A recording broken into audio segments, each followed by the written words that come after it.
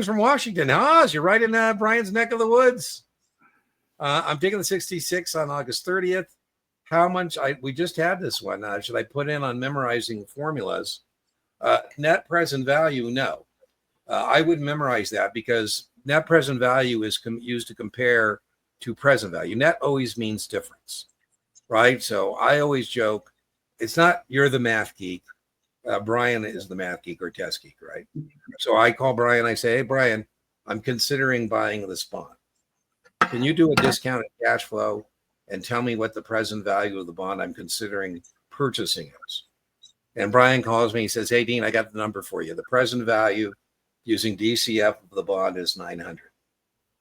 And I go, Brian, fantastic. It's 850. I have $50 of net present value. And so the question is, not can you do the math because somebody else is doing the math, is do you understand that represents a good value, a good deal, if you will, right? Now, Brian calls me and says present value is 900. And, I tell him the price is 950. It has negative net present value. So it's not can you do the calculation of net present value, but do you know that it's either a good value, fairly valued, or undervalued based on the math? Somebody else is doing the math. So again, Brian calls me. He says, Dean, net present value is 900. I go, damn, Brian, what a coincidence. The bond is at 900.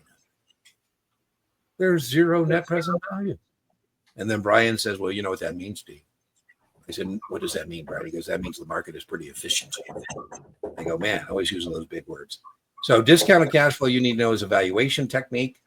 Again, like figuring out the present value, and this is used for income streams. The premise, Oz, is that money today is always worth more than money in the future. So once again, I call Brian. This is the classic example. I say, hey, Brian, I just won the lottery. They're offering me $100,000 a year for 10 years, or they're offering me, or let's make it $100,000 for 15 years. I understand, Brian, time value of money. I understand the $100,000 this year, Brian, I already know is worth more than the $100,000 15 years today. But they're offering me the lump sum of $1 million, and I know it's a math problem. So what should I do? I say, can you do to them DCF, discounted cash flow, as a valuation technique, so I can decide whether or not I should take the lump sum or take the payments? He calls me. He says, Dean, I did the DCF, the discounted cash flow on those income streams, and it looks like the present value of $100,000 for 15 years is $1.1 million. So you should take the payments. Or he says, Dean, it's a 900,000. You should take the lump sum. So again, we're using it as a valuation technique, kind of like PE is a valuation technique, kind of like price to book is a valuation technique. And then you should know we need income streams to do it. So it's good for bonds.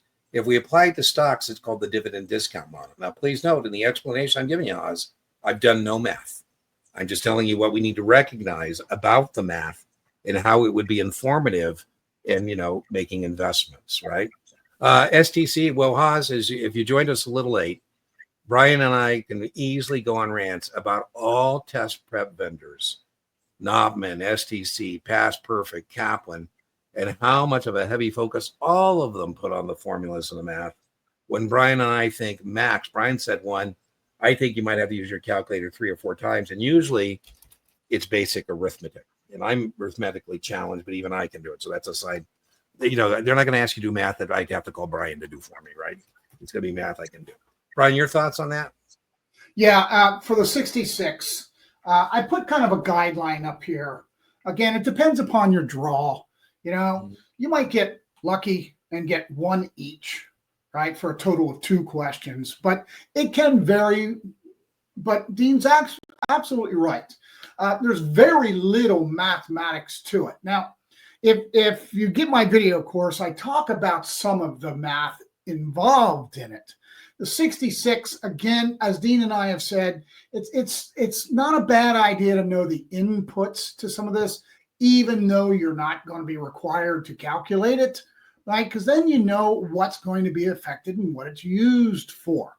Now, for the time value of money formula, where we find this, right, I actually tell people it's probably a good idea to know it. That way you can kind of see it logically, but that's me, right? I'm not intimidated by math. And that formula's got an exponent in it. And that calculator doesn't even use exponents. So you're not going to have to do any of this math. So internal rate of return on, excuse me. I think of internal rate of return as the bridge between present value and future value. Right. You know, I spent almost my entire career without any glitches with the regulators.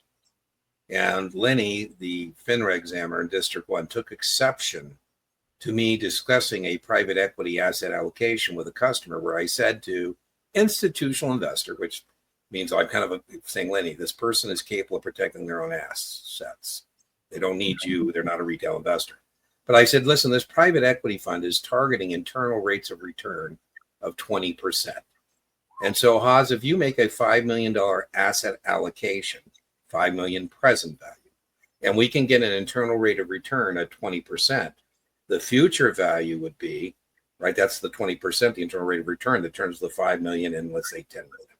Now, Lenny took exception because he thought I was saying that we're going to get $10 million in my example. That I just made up the 10 million. If I did the math, whatever that number is. right. But you get the idea here, even though I did the qualifiers on it. And, you know, I said, okay, fine. I won't tell but people what the future value is. I thought it was ridiculous, the conversation with Lenny. But that's what I think of internal rate of return. Is the bridge between the present value and whatever that future value is. And then remember, Haas, if we don't get that internal rate of return, it's in terms of your financial destination. Right? I say, hey, Haas, if we can get 7.2% as internal rate of return and you give me $100,000, this math is accurate. In 20 years, you would have $400,000. And then the other test question, Haas, well, we don't get that 7.2%. So what happens? If we get 6, we're not going to have the 400,000, right? We might have to work a little longer. I think of it as our financial destination, right? We're either going to get there sooner or later based on, you know, whatever our internal rate of return is. All right, let's see what's next here. I don't know.